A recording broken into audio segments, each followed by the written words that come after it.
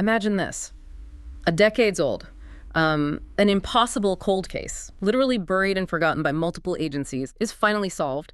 And not by seasoned police detectives, but by a curious college student scrolling through records in her spare time, backed up by, well, the collective intelligence of internet strangers. It sounds like fiction, doesn't it?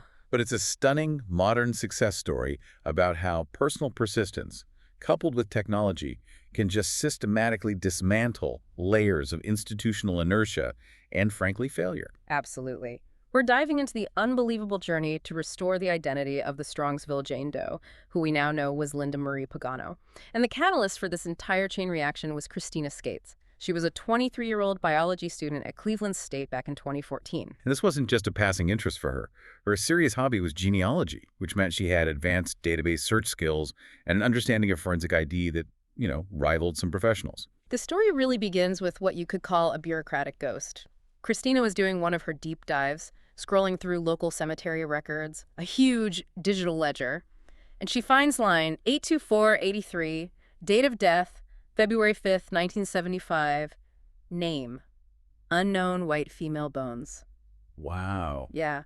That clinical routine entry, which is just a total erasure of a life, it just stopped her cold. And that anonymity was immediately magnified by geography, right? Yeah. It made it deeply personal for her. Exactly. She'd grown up in Strongsville, and the discovery site Millstream Run Reservation along the Rocky River was only about 20 minutes from her childhood home. So this wasn't some distant tragedy. This was a nameless victim discovered, practically in her own backyard.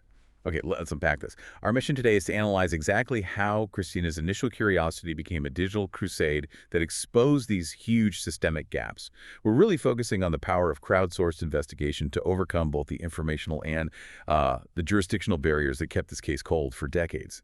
To truly appreciate the scale of the challenge Christina faced, we have to go back. We have to rewind to 1975 and understand the immediate roadblocks. Right. So February 15th, 1975, 3 teenage boys are exploring along the Rocky River, and they stumble upon this grim discovery. Partial skeletal remains just scattered among the winter debris. And the initial forensic work provided only the barest, most devastating facts.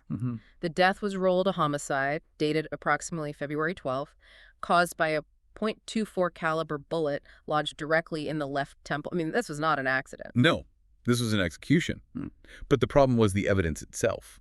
Because the skeleton had been exposed for months and scavenged by animals, it was highly incomplete. And crucially, the entire jawbone, the mandible, was missing. Gone. And without that, along with most of her teeth, she only had 5 left plus 1 interrupted wisdom tooth. The traditional method of identifying a victim, dental records, was just impossible. So their educated guess that the victim was around 20 was exactly that, a guess. It was.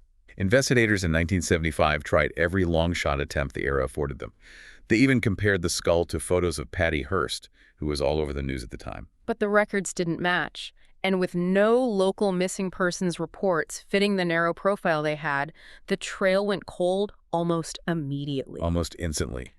And just 3 months after the discovery, on May 15th, 1975, the unidentified remains were officially buried in an unmarked plot, Potter's Field at Memorial Garden Cemetery. And the system, having exhausted its limited resources and tech, it simply closed the book. The victim existed only in that shilling line item in the cemetery ledger that Christina would find 40 years later. So when Christina begins her investigation in 2014, she immediately runs into this historical silence. She spent hours on microfiche machines searching old newspaper archives and found, well, basically nothing, no contemporary coverage. It was treated as just another Jane Doe. Exactly. Her identity didn't warrant sustained public interest, apparently, and the investigative inertia continued when she started contacting police departments, Cleveland, Akron, you name it. She hit administrative walls. Total brick walls. Departments told her that cold case files weren't public information or that she'd need to file these lengthy, formal requests she couldn't fulfill as a civilian. She was trying to navigate a system that's really designed to keep information compartmentalized, right? It must have been so frustrating. She's trying to bring light to a forgotten victim, and the very system that should have been seeking justice was, blocking her. But then came a critical turning point. This is where you see the power of human discretion over just rigid rules. Her first big break. Her first big break came from LT Don Silvas of the Cleveland Metro Parks Police. Silvas was the custodian of the original case files. And recognizing Christina's methodical approach, her expertise, He broke protocol. What did he do? He gave her copies of everything. The original case files, the crime scene photos, forensic reports material that hadn't been actively looked at in decades. Wait, hold on. That's a huge professional risk. Do we know why he chose to trust her, a college student, over his own department's rules? The sources suggest he was just. He was overwhelmed and impressed. He saw that her knowledge of these genealogy databases, her sheer persistence, it offered an avenue his department just couldn't afford to pursue. He realized the system had failed this victim, and a dedicated, smart civilian might be the only chance left. So once she had those files, she realized the key wasn't physical evidence or paperwork anymore. It was exponential outreach. She needed collective intelligence. Yeah, so she turned to the digital community, specifically Unsolved Mysteries, which has, what, 400,000 members? And then she cross-posted to Web Sleuth, which is a forum known for its successful track record in these types of investigations. Her username was Call Me Ice. And this is where the power of the crowd really shines, right? It's a modern phenomenon no 1975 detective could have even dreamed of. Not at all. This collective cast a research net wider than any individual detective could ever manage. They were cross-referencing 1970s databases, using advanced Google searches, military records, genealogy archives. But isn't relying on internet forums incredibly risky? I mean, how did Christina and the community make sure they weren't just wasting time on wild theories? That's a crucial distinction. Christina, because she had the original police files from Silvis, she acted as the gatekeeper. Okay. She demanded evidence. The community's role wasn't to generate theories. It was to perform focused, decentralized data mining.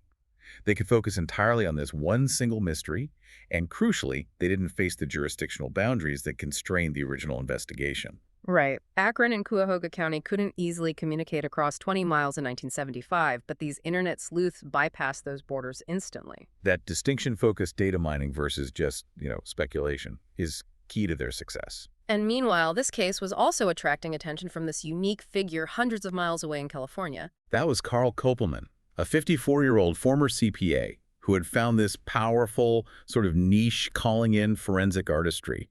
He had a track record of helping solve cases like the Colonia Jane Doe by putting a face to the remains. But Koppelman was, from what I understand, highly skeptical about this case at first. He saw the technical obstacles immediately. Immense is an understatement. The skull was damaged, caked in mud, and the entire mandible, a key structure for determining facial shape, was gone.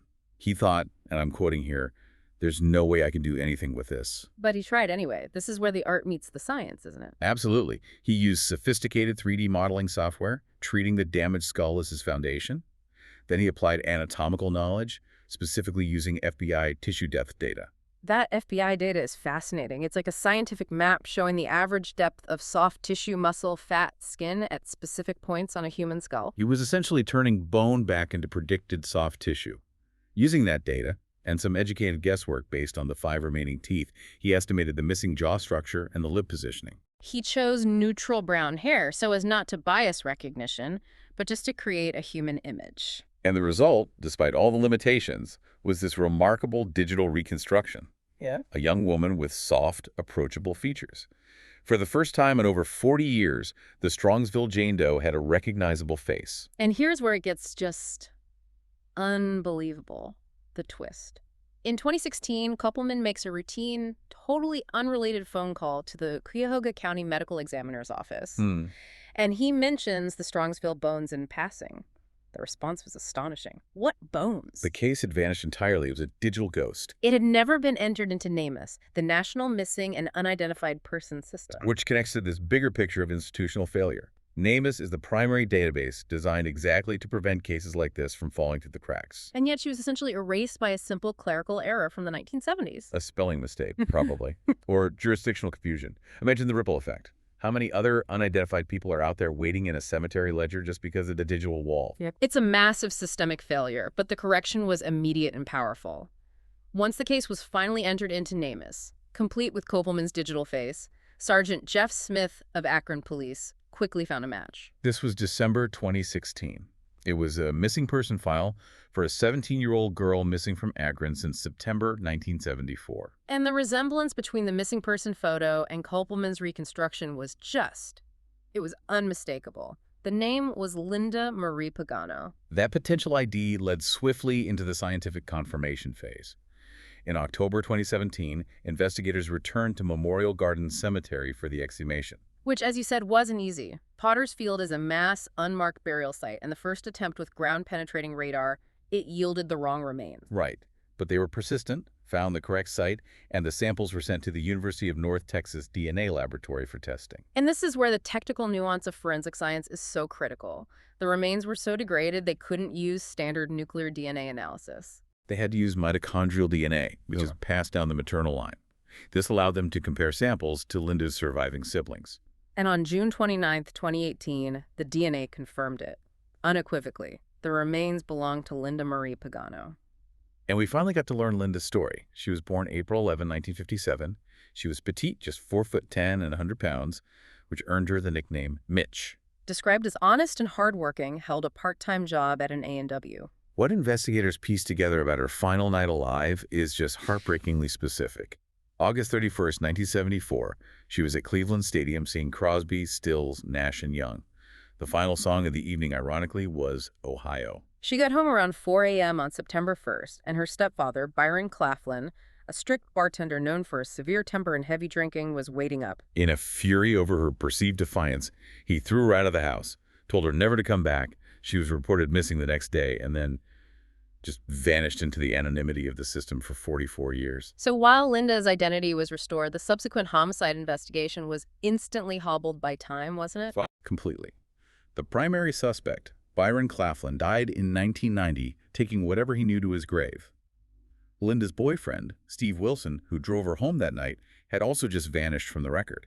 Linda's brother, Michael Pagano, who had actually called police in 1975 only to be dismissed, he finally had an answer, but noted the painful lack of legal closure. As he put it, we'll know in our hearts who did it, but we'll never be able to prove it. But despite the lack of a prosecution, the moral imperative was fulfilled. In January 2019, Linda was finally laid to rest properly next to her mother. The anonymity of Potter's Field was replaced with a name. What Linda's case ultimately exposed were these broad, critical, systemic failures. It wasn't just the clerical error that kept her out of NamUs. It was the complete breakdown in interagency communication. Right. In 1975, in that pre-computer era, the 20-mile distance between Akron, where she went missing, and Cuyahoga County, where she was found, it was like 2,000 miles for information sharing. And the fact that this single, determined college student and a dedicated online community could accomplish what decades of official investigation could not. That exposed a massive loophole in the national system. And that revelation spurred audits across the country, which found hundreds of similar forgotten cases. Jane and John Doe's lost not because they were unsolvable, but because they were never properly cross-referenced. It's a powerful story of decentralization. A young woman's curiosity and persistence, combined with accessible tools like Koppelman's 3D software and the immense reach of crowdsourcing, it accomplished justice. Christina Skates' methodical approach really became a model for how amateur sleuths can responsibly aid justice efforts. They can do the data cross-referencing that constrained police departments often just can't. So what does this all mean for the future of cold cases? It means every victim deserves to be remembered by name, and sometimes the most effective force for justice is a decentralized community of dedicated citizens working outside official channels, just following the leads that others forgot. Which raises an important question for you to think about. Linda's identity was restored, leading to an active homicide case, even if the primary suspect is deceased. What capacity do you think citizen collaboration, when properly channeled and respected by law enforcement, has to tackle the thousands of other unsolved mysteries, waiting for a dedicated investigator to discover that haunting line in a forgotten cemetery ledger? That opportunity for justice is still open for us all.